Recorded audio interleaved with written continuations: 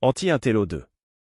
Je reviens sur l'anti-intellectualisme présent dans plusieurs courants ésotériques, qui pensent que l'intellect couperait de l'inspiration, qu'on appelle aujourd'hui la canalisation.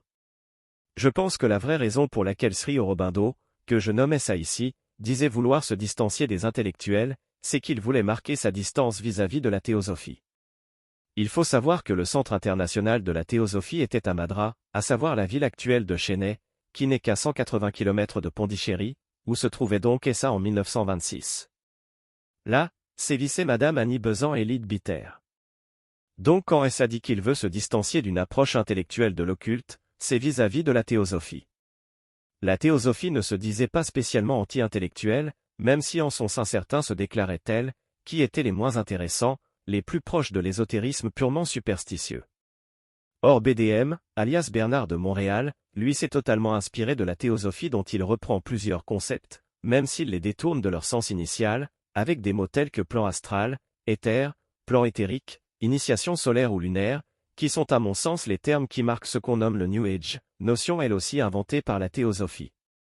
Or cette manière de faire, de plagier un terme et en changer le sens, c'est exactement ce que fait la tradition intellectuelle depuis des siècles.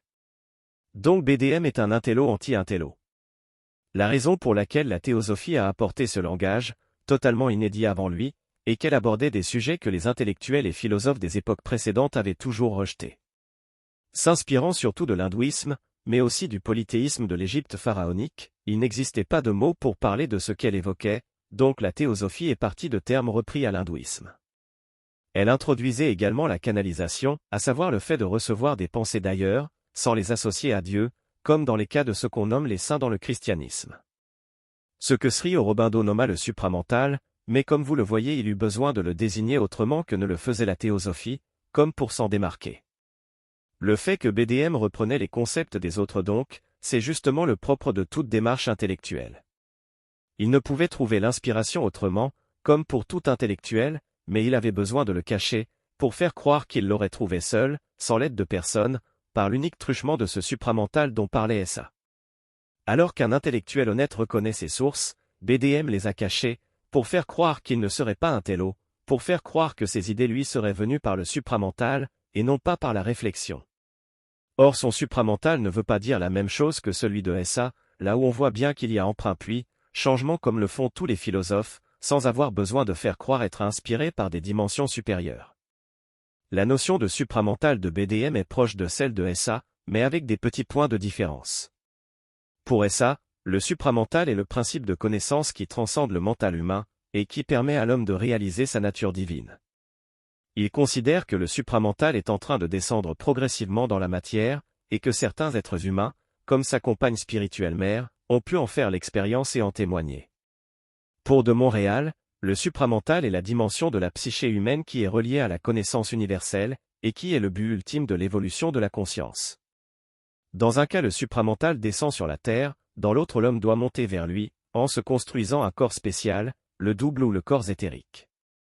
Il affirme que le supramental est accessible à l'homme qui se libère des influences occultes, portées par la théosophie donc et le spiritisme d'Allan Kardec dont pourtant il s'est inspiré, des croyances religieuses qui se basent sur la prière invoquant des saints, et de la spiritualité qui utilise la méditation, retirée dans un ashram en suivant des guides, qui ne seraient que des conditionnements psychiques, qui l'empêcheraient de réaliser son potentiel évolutif.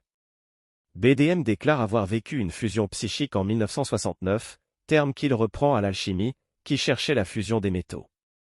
Selon les textes il ne disait pas avoir fusionné la même chose, parfois c'était son ego avec son âme, d'autres fois son esprit et son double, terme qui n'avait pas non plus le même sens d'un texte à l'autre.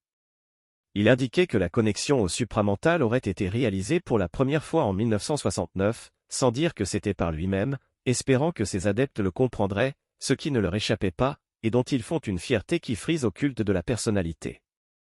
Manque de chance pour eux, comme j'ai pu le leur indiquer souvent, la création d'Auroville date d'un an plus tôt, en février 1968, qui se voulait la descente du supramental sur la Terre, ce qui les rend furieux, insultant Auroville de tous les noms, comme si ce projet voulait leur voler la vedette. Ils disent prôner un passage de l'involution à l'évolution, mais il faut que ce soit par eux, sinon ils n'en veulent plus. Sur un de leurs sites il est écrit « Être sur le chemin de l'évolution c'est mener une étude, BDM PE 028 ». Or je me suis lu critiqué par des administrateurs de groupes dits « supra », donc dans la mouvance de Montréal, sur le fait que je disais que je vis ma vie comme une recherche, ce à quoi on m'a dit que ça signerait que je serais involutif. Or, études et recherche, n'est-ce pas la même chose?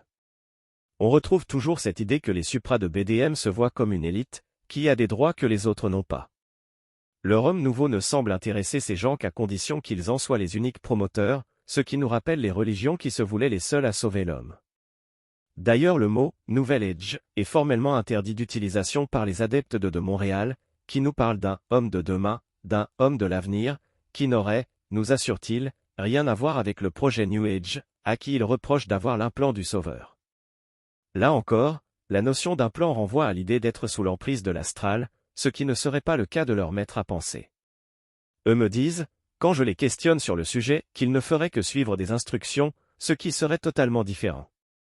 J'associe ces petites mesquineries mentales à ce que j'appelle les idées que produisent notre noyau psychotique.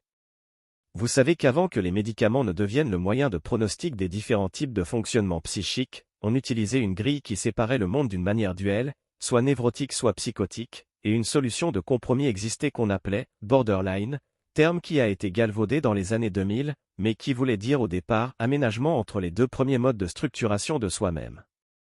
Le mode névrotique correspond à la rationalité qui se coupe de l'inconscient, le mode psychotique exprime l'inconscient qui relie à l'invisible. Le troisième élabore des aménagements entre les deux, borderline, voulant dire, au bord de la limite de démarcation entre le psychotique et le névrotique.